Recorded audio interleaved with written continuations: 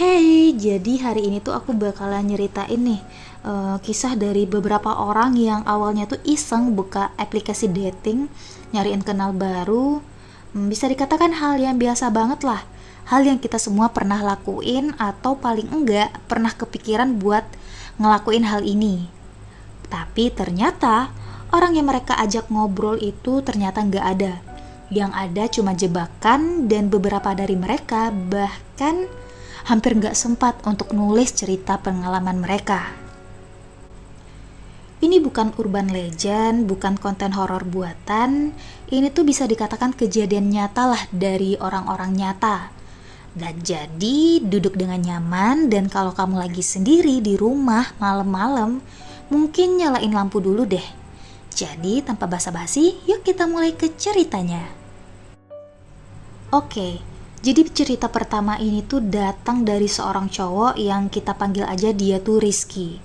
Rizky ini kebetulan match sama cewek di aplikasi kencan. Sebut aja namanya Rara. Fotonya biasa aja, gak ada yang aneh. Cewek cantik, rambut panjang. Profilnya bilang dia tuh kerja di bagian marketing. Suka jalan-jalan ke alam. Kelihatannya tuh normal banget. Gak ada yang terlalu sempurna sampai bikin curiga. Mereka ngobrol beberapa hari. Dan yang bikin si Rizky ini suka sama si Rara, dia nih orang yang gak maksa lah. Gak minta langsung nomor HP, gak langsung ngajak ketemuan. Dia tuh justru bilang mau pelan-pelan kenalannya lah.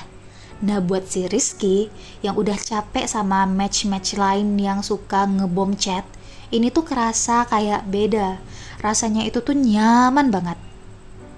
Nah setelah seminggu ngobrol, akhirnya mereka tuh sepakat buat ketemuan. Makan malam hari Rabu dan si Rara yang milihin tempatnya. Restorannya tuh ada di daerah yang agak sepi tapi fancy dikit. Tapi gak begitu berlebihan. Si Rizky datang, parkir dan langsung nge-WA si Rara kayak udah di parkiran nih. Tapi gak ada balesan. Dia berdiri di depan pintu restoran ngecek HP tiap 2 menit.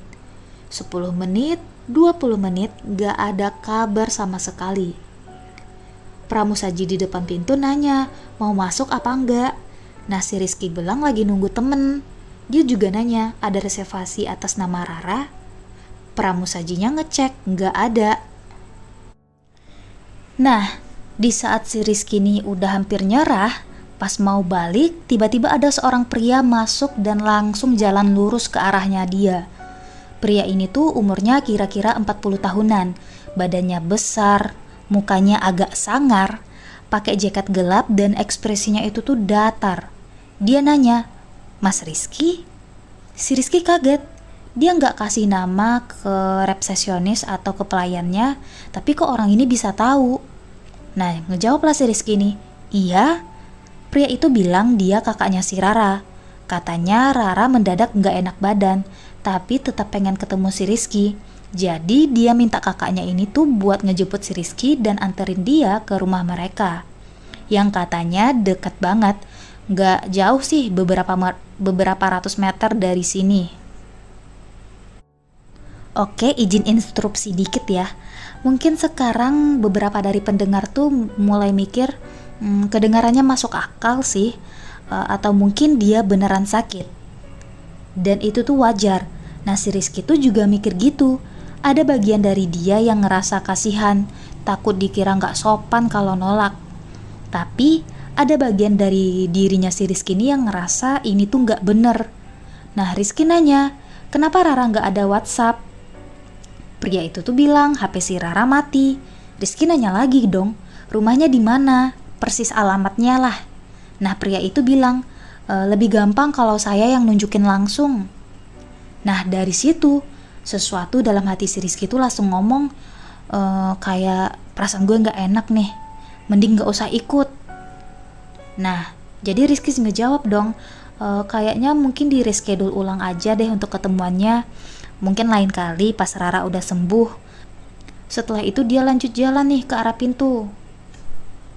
Nah pria ini tuh ikutan jalan, jadi dia tuh kayak berdiri di depan pintu ngalangin si Rizky buat keluar sambil bilang kayak, "Rara bakalan kecewa mas." Nah, Rizky bilang dong, nanti gue hubungi lagi dia. Nah, pria itu diam, natap si Rizky beberapa detik. Terus minggir dan bilang dengan nada yang aneh banget lah. Gak sesuai dengan situasi yang ada, kayak, ya udah, hati-hati. Bukan kayak orang yang ngucapin selamat jalan beneran, lebih ke kayak orang yang lagi nyatat atau ngingat sesuatu di kepalanya.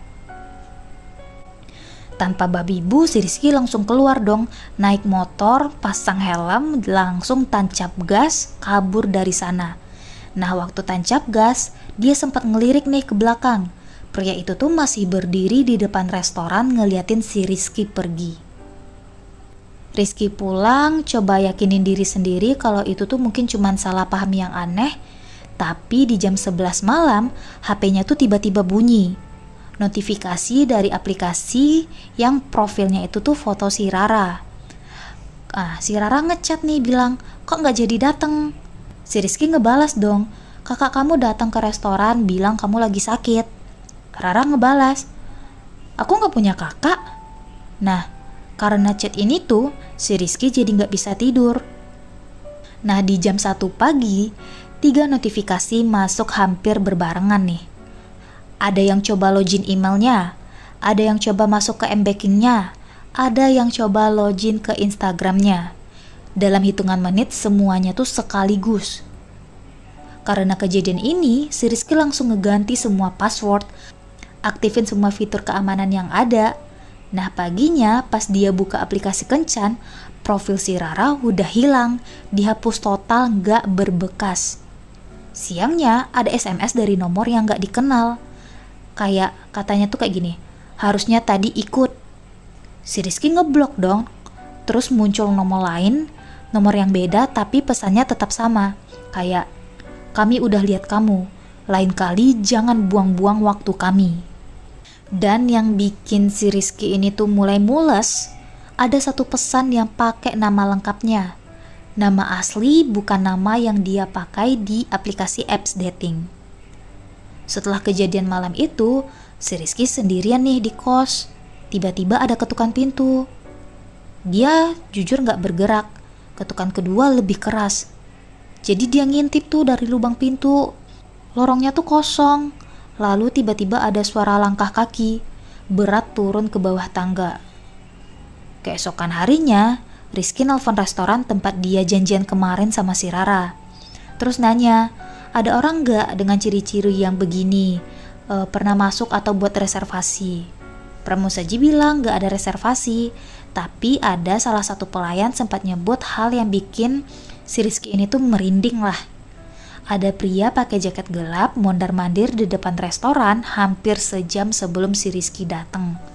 Nungguin tapi gak pernah masuk, sampai akhirnya masuk dan langsung jalan ke arah si Rizky. Sejam. Orang itu tuh nungguin di luar selama sejam sebelum si Rizky ini tuh datang.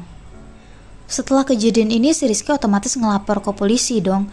Tapi sayangnya nomornya ini tuh udah nggak boleh dilacak. Karena secara teknisi belum ada tindakan pidana yang terjadi. Jadi polisi bilang mereka tuh belum bisa berbuat banyak. Jadi karena alasan ini mau gak mau si Rizky ngehapus aplikasi apps datingnya, terus ganti nomor HP baru, ganti semua password dia yang ada, dan seminggu kemudian semuanya tuh kembali tenang, sepi, gak ada teror-teror. Sampai suatu malam, waktu Rizky ini tuh buang sampah di belakang kosnya, dia nemuin selembar kertas yang terlipat lah, diselipin di pegangan tempat sampah. Ada namanya si Rizky nih di sana. Pas dibuka, di dalamnya ada foto Rizky yang diambil malam itu. Pas dia berdiri di depan lobi restoran, nunduk sambil megangin HP. Nah, pengambilan gambarnya ini tuh diambil di luar kaca jendela. Dan ada tulisan di dalam kertasnya itu, kamu. Pesan-pesan teror itu akhirnya berhenti atau mungkin mereka udah mendapatkan target yang baru. Tapi sampai sekarang, si Rizky ini tuh gak tahu siapa Rara itu karena profilnya udah berubah kosong. Jadi kayak dibuat khusus buat mancing seseorang datang ke suatu tempat supaya bisa diserahin ke pria yang udah nungguin di luar selama sejam. Nah, karena kejadian ini tuh si Rizky otomatis bilang doh, kayak untung aja malam itu nggak ngikutin apa kata si cowok. Kalau ngikutin pasti hilang deh gue, atau mungkin hilang deh isi perut gue.